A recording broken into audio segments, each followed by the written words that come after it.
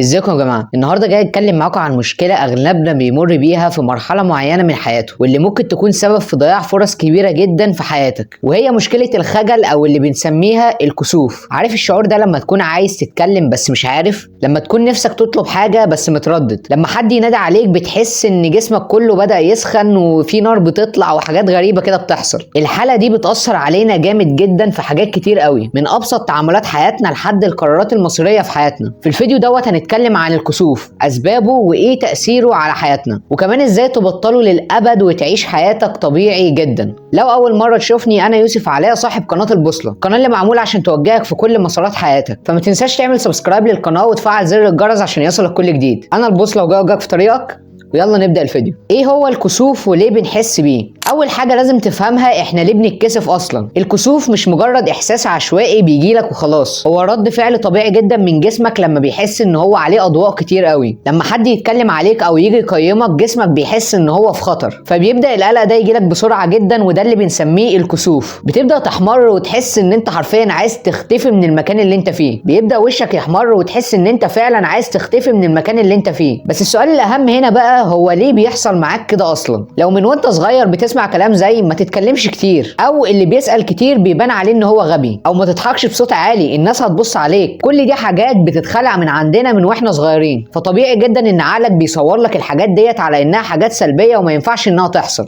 لكن لما بتكبر وبتضطر ان انت تدخل في المواقف ديت، هنا جسمك بيبدأ يعمل الحاجات اللي احنا قلناها. او موقف محرج حصل معاك قبل كده وفضل معلق معاك لحد ما كبرت، يعني مثلا كنت في فصل وجاوبت غلط والناس كلها قعدت تضحك عليك، فعقلك خزن الموقف دوت وفضل معاك طول العمر. او الخوف من الفشل والرفض، فكرة انك تعمل حاجة والناس ترفضها او تنتقدها مش بتحبها، بتخليك طول عمرك تفضل ساكت من غير ما تعمل اي حاجة، لانك خايف ان الحاجة اللي انت هتعملها ديت تتعرض للرفض. واخر حاجة الضغط المجتمعي. في بعض المجتمعات الناس بتحب تتكلم عن بعض كتير جدا، فبيبقى عندك احساس دايما ان انت متراقب، واي تصرف غلط هتعمله هيفضل معلق في دماغك طول العمر. بس خليني بقى اقول لك حاجة، 90% من الحاجات اللي انت بتخاف منها ملهاش وجود اصلا غير في دماغك انت بس. الناس مش فاضيه ليك بالشكل اللي انت متخيله قوي كده، وكل واحد فيهم مركز مع نفسه ومع حياته. فاوعى تفكر ان اي غلط هتعمله الناس هتفضل تلومك عليه طول حياتك، لان الناس لو ركزت معاك بالكتير قوي هتفتكر الموقف دوت يوم او يومين، وبالكتير قوي 3، وبعد كده كله هينسى الموقف دوت والحياه هتعدي عادي جدا. فاوعى تفكر ان انت محور الكون في الحياه ديت. تعالى بقى في الفقره ديت احكي لك قصتي انا مع الكسوف. زمان كنت من اكتر الناس اللي عندها مشاكل مع الكسوف والخجل. كنت بكره ان حد يكلمني او يطلب مني حاجه قدام ناس كتير، او حتى ان اطلب طلب بسيط في مكان عام. كنت دايما لما اطلب حاجه وحد يعملها غلط ما كنتش بقول له ان اللي انت عملته دوت غلط، كنت باخد الحاجه وبسكت عادي جدا. كنت شايف ان الكلام هيحطني في موقف محرج جدا، رغم ان دوت ابسط حق من حقوقي الطبيعيه. فكل المواقف اللي زي كده خلتني افكر، هو انا ليه كده؟ هو انا هفضل طول عمري عايش في الخوف دوت؟ وهنا بدات رحله اني فعلا لازم اتغير. فازاي تبطل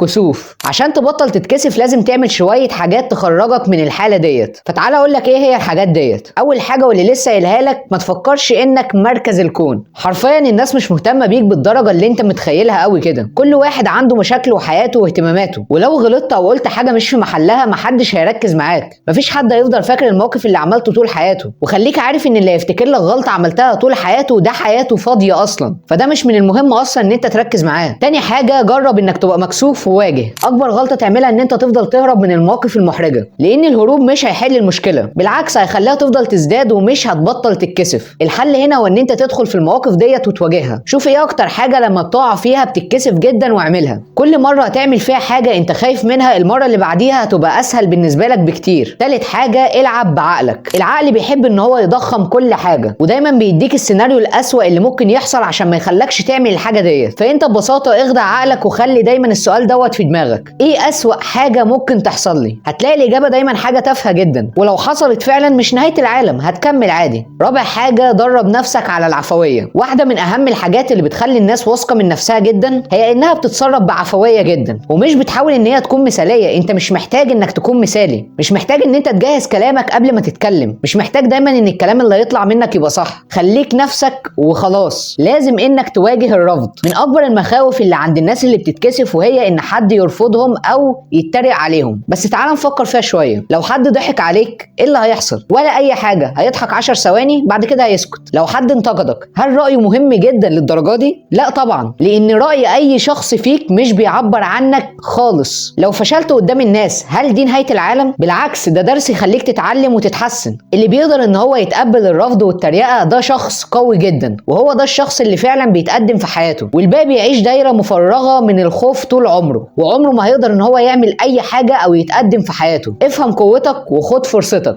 الكسوف بيحرمك من حاجات كتير قوي في حياتك، فرص شغل او علاقات او حتى امتع الحاجات اللي ممكن تعملها في حياتك. تخيل الفرق اللي ممكن يحصل في حياتك لو بدات تعيش حياتك من غير ما تخاف، من غير ما تخاف من نظره الناس ليك. هتحس ان انت عندك حريه كبيره جدا وهتقدر تحقق حاجات كتير جدا في حياتك. الحياه مش مستنياك ان انت تفكر وتقلق، الحياه مستنيه ان انت تاخد خطوه بجد في حياتك. ولو وصلت لحد هنا فدي علامه ان انت فعلا عايز تتغير. وعشان كده انا عندي طلب بسيط جدا منك، جرب تطبق كل يوم حاجه واحده بس من اللي اتقالت في الفيديو دوت. شاركنا تجربتك في التعليقات وقول لنا ايه اكتر موقف فعلا حسيت ان انت مكسوف فيه. وبس كده يا صديقي، سلام.